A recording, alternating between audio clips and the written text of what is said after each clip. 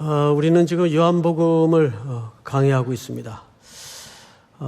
오늘쯤 1장이 끝날까 했는데 여전히 오늘도 1장은 마치지 못할 것 같습니다.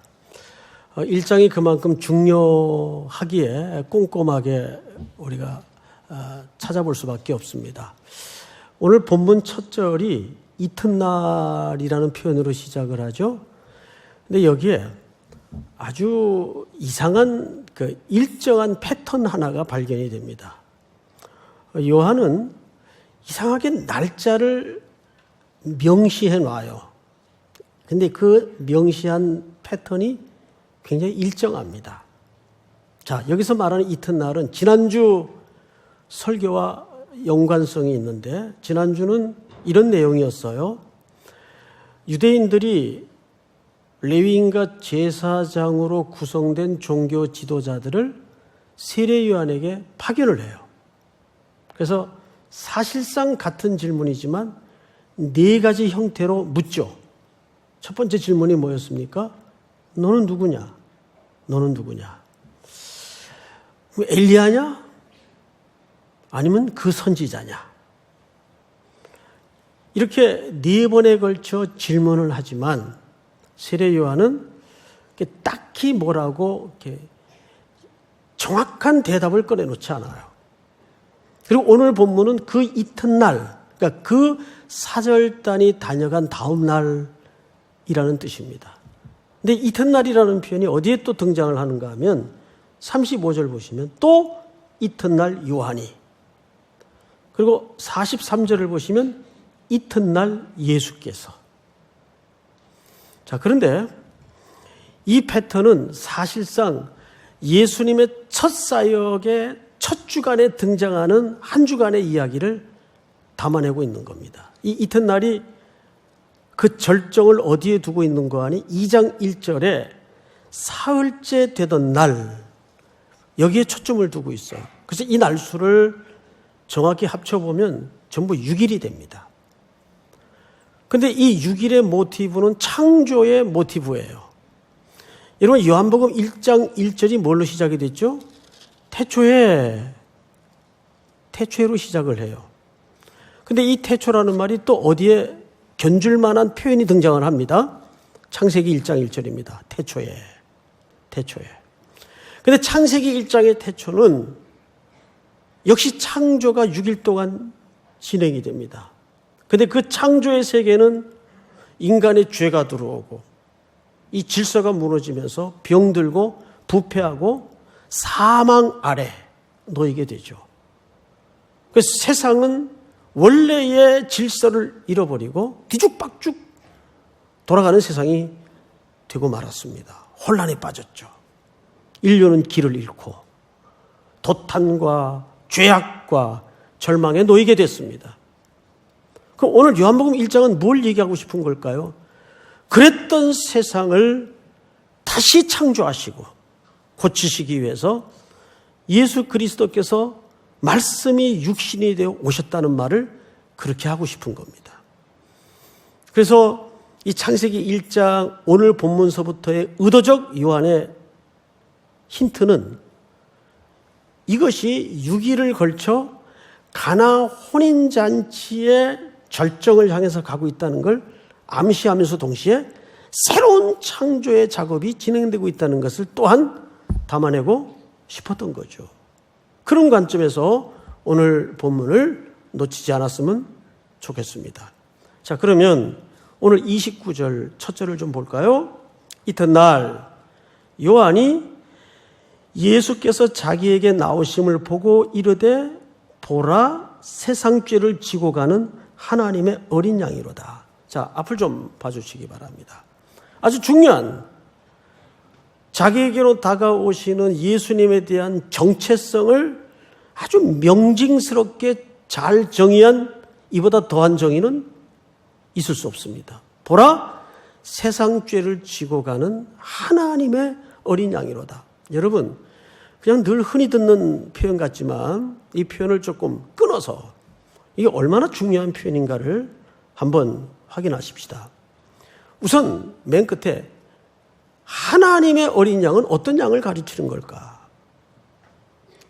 그냥 양 한 마리, 생물학적인 양을 설명하는 걸까? 아니면 어떤 의미를 담아서 상징적으로 표현한 걸까? 이 어린 양은 바로 이스라엘 백성들이 400년의 흑암의 고통과 역사 속에서 신음하다가 부르짖다가 하나님의 구원 계획에 항거한 바로가 끝까지 고집을 꺾지 않자 마지막 심판으로 애굽 전체에 생명 있는 것은 첫 것을 죽이는 심판을 선언합니다.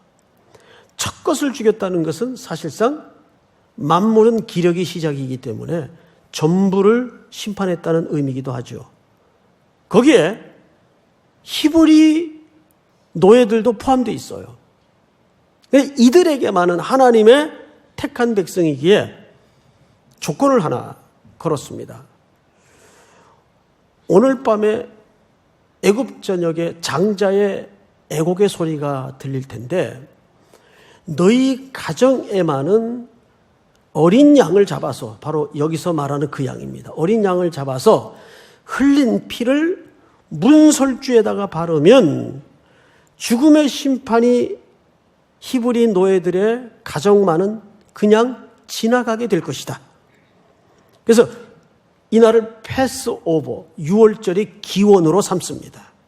그러니까 여기서 말하는 어린 양은 대속의 제물로서의 어린 양을 얘기하는 거예요. 그냥 생물학적인 양을 얘기하는 게 아니라 대속의 제물로서의 어린 양을 얘기하는 겁니다. 예수는 대속의 제물로서 오신 거예요. 자, 그런데 그 어린 양 앞에 이런 수식어가 붙어 있어요.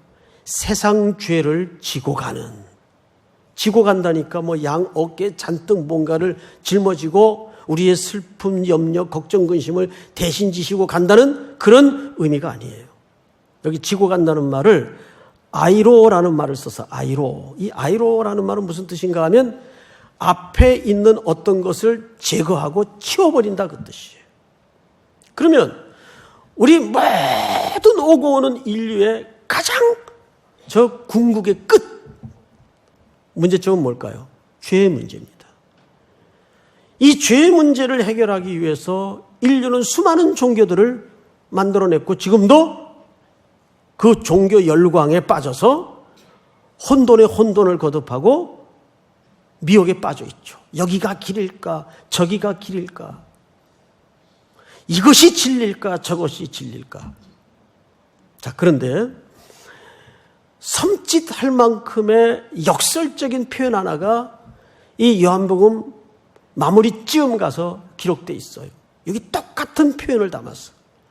다시 말해서 세상 죄를 지고 가다라는 말이 아이로는 말을 썼는데 이 말은 제거하다, 치우다 그 뜻이에요. 죄를.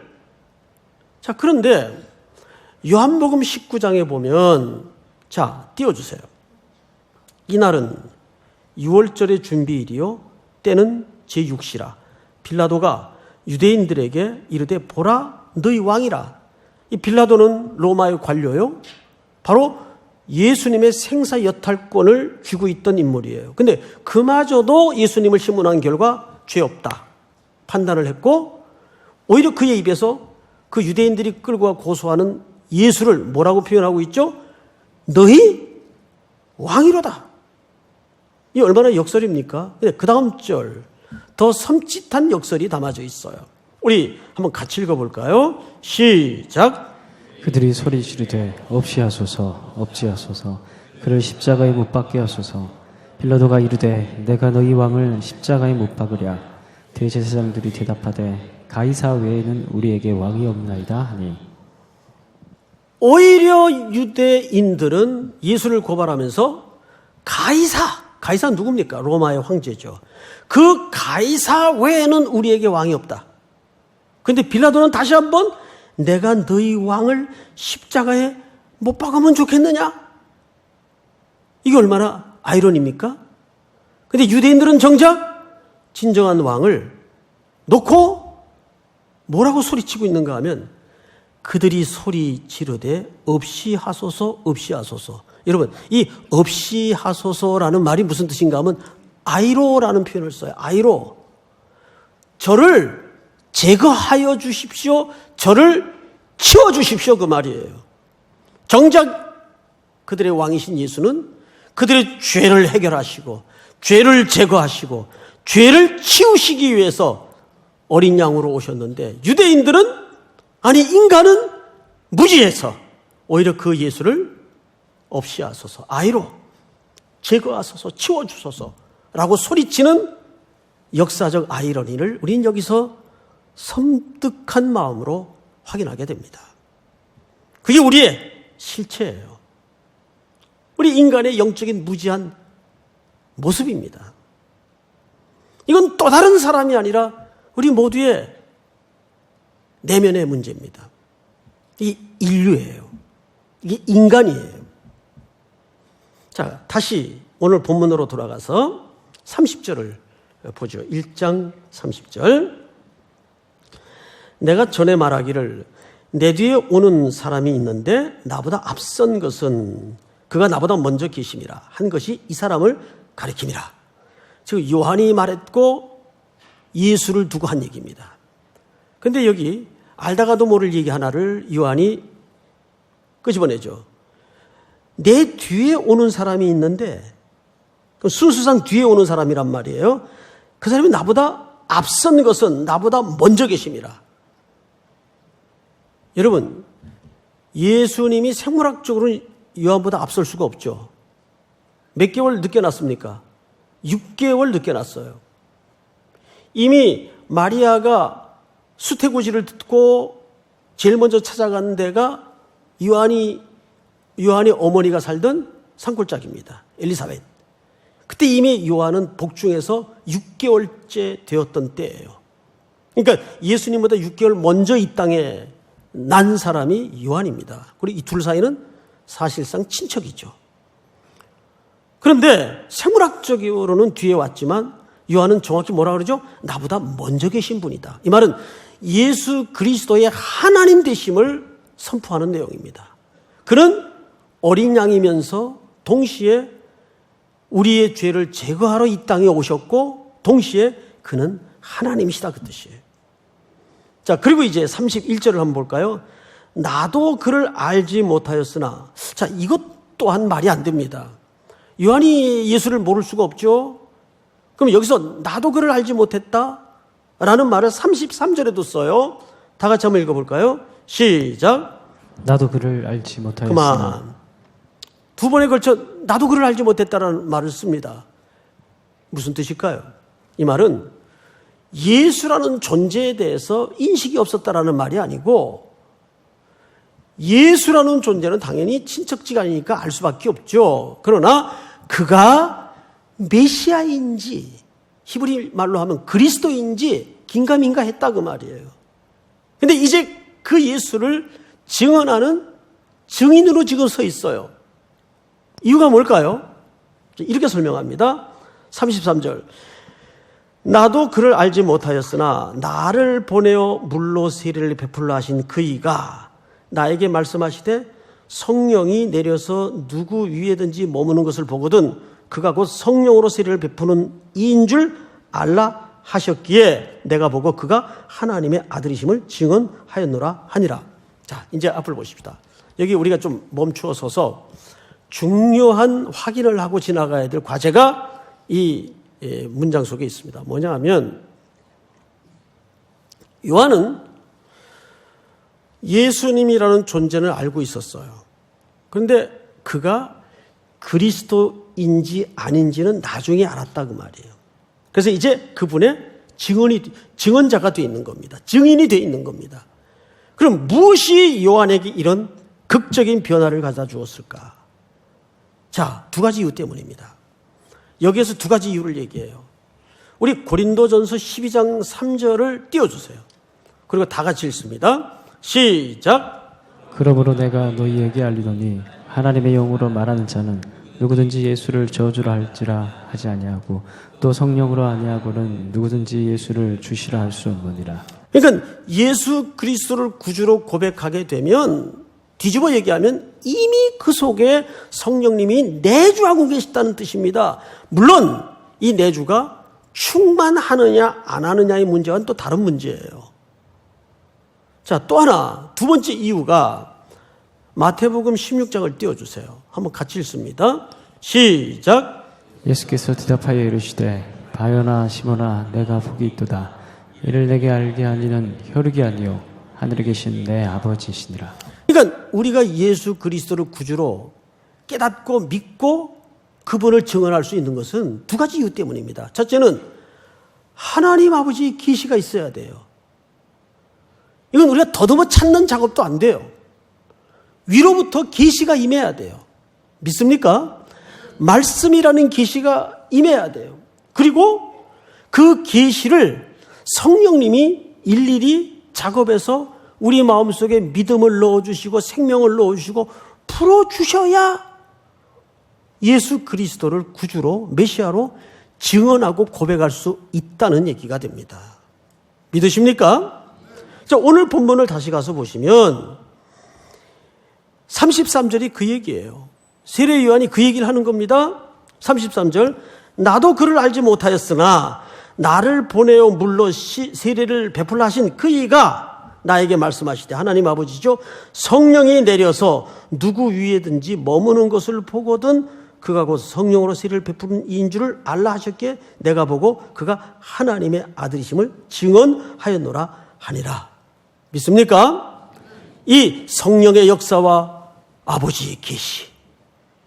그래서 이것을 선교지에 나가서 보면 너무도 극명하게 경험할 수 있어요.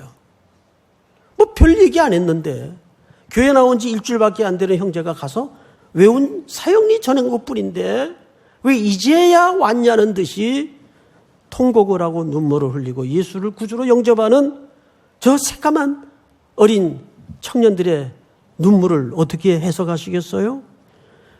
그렇게 오랜 세월 전해도 염소 시험지 씹듯이 덤덤한 그런 또 맹한 상태의 반응을 무수히 또한 겪습니다.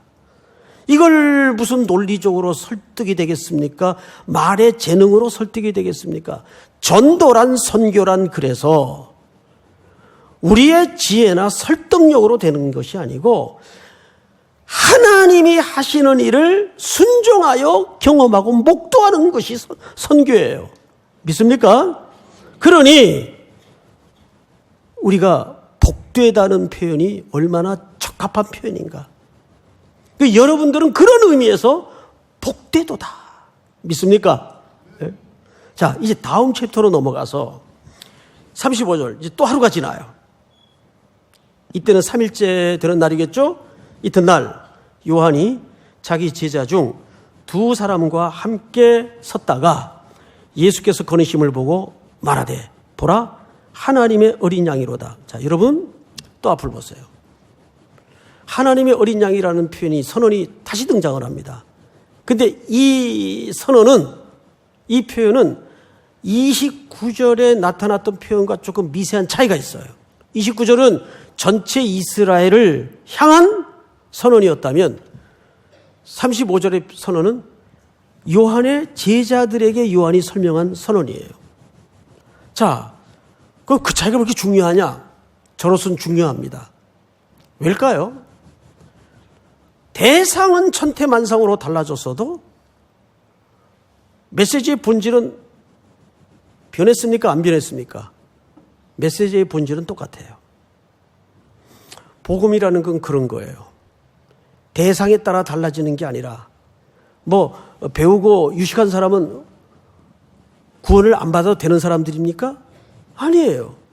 복음은 모든 인류를 죄인이라는 카테고리 안에 보는 겁니다. 대상은 달라졌는데 메시지의 본질은 하나예요. 하나님의 어린 양. 대속의 제물이다 그러면 너는 구원받아야 될 존재다 그 뜻이에요. 자, 그런데 성경을 잘 보세요. 37절 두 제자가 그의 말을 듣고 누굴 따라요? 방금 이 사람들 방금 전까지만 누구의 제자였을까요? 그렇죠. 요한의 제자였어요. 근데 여러분, 요한의 제자들이 보통 제자들입니까? SNF파의 멤버십을 가지고 쿰난 공동체에서 동고동락하며 유숙하며 메시아를 기다리고 성경을 요한에게로부터 배우고 공부하던 제자들입니다.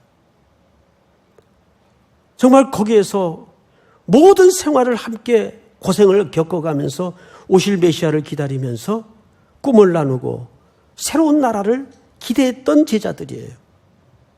그런데 이 제자들이 보라, 하나님의 어린 양이라는 정확한 이 메시지 앞에 어디로 옮겨버립니까? 예수를 따르니라. 이게 맞아요. 가끔 제자 훈련한다는 교회 보면 목사의 제자를 만들고 교회 기능에 맞는 제자를 만드는 것이 제자 훈련인 줄 알아요. 참된 제자 훈련이라는 것은 예수를 따르도록 해야 돼요.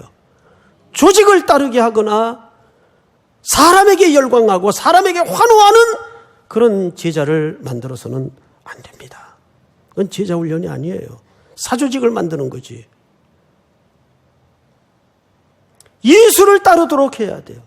교회의 모든 프로그램도 훈련도 연습도 경배도 전부 마지막 끝은 예수를 따르도록 하는 게 결론입니다. 믿으십니까? 예수님은 그 높고 높은 신적인 자리를 스스로 내리시고 우리랑 뭐 하기 위해서 오셨어요? 거하기 위해서 오셨다고요. 이거를 놓치면 아무리 겉으로는 열심히 사역하는 것 같아 느껴지고 보여지더라도 피로 현상이 금방 오고 탈진이 되는 겁니다. 그런데 야곱이 그렇게 사랑했던 라헬을 얻기 위해서 7년을 며칠같이 하루같이 이게 가능해지는 거예요. 가능해지는 거예요. 정말 주님과 교제하고 먹고 마시면서 그 안에 거할 때 열매라는 것은 주님이 내 안에 있으면 그러한 성김과 감사와 감격과 열매는 저절로 흘러 넘치는 거라고요. 믿습니까? 이게 순서가 바뀌어 있어요, 지금. 그 거함이 정확하면, 이걸 놓치지 않으면 세상의 부귀영화가 뭐 그렇게 시시하게 보여지는 거예요. 그분으로 충분한 거지. 그분의 사랑으로 된 거지. 그래서 명예도 버리고 고난도 넘어서 사랑했던 육정도 끊고 아프리카의 영혼을 위해서 배를 타고 떠날 수 있는 거예요. 프랑스의 어느 한 노시인이 아버지를 덜 사랑해서가 아니라 예수를 너무 사랑했기에 말리는 아버지를 뒤로하고 배를 타고 떠나요.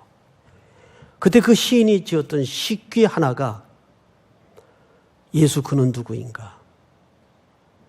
내 가슴에서 심장을 도려내 가는구나. 그것은 딸이 아버지를 덜 사랑해서가 아니라 예수를 너무 사랑했기에 예수가 사랑한 그 영혼들을